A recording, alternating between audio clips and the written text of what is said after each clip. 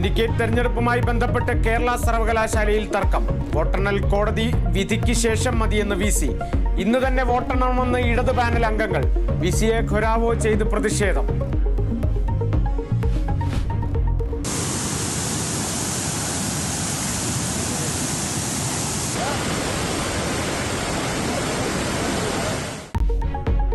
സംസ്ഥാനത്ത് ശക്തമായ മഴ തുടരുന്നു. വടക്കൻ കേരളത്തിൽ മഴക്കെടുതി രൂക്ഷം.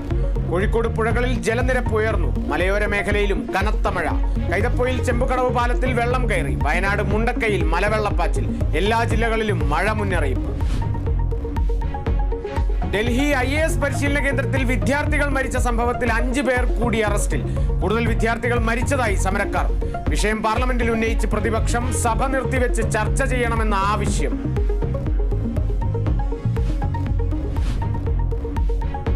CPIM-നെതിരെ വീണ്ടും വിമർശനവുമായി ബിനോയ് വിശ്വം. CPIM തോൽവിയിൽ നിന്നും പാഠം പഠിക്കണം. രണ്ടാം LDF സർക്കാരിന് പ്രതീക്ഷയ്ക്കൊത്ത് ഉയരാനായില്ലെന്നും CPI സംസ്ഥാന സെക്രട്ടറി.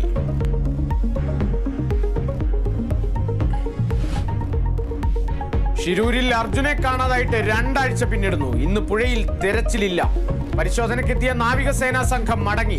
ഡ്രഡ്ജർ എത്തിക്കുന്നതിന്റെ സാധ്യത പരിശോധിക്കാൻ തൃശൂരിൽ നിന്ന് 2 അംഗ സംഘം ഷിരൂരിലേക്ക്. തെരച്ചിൽ നിർത്തരുതെന്ന് കുടുംബവും സംസ്ഥാന സർക്കാരും.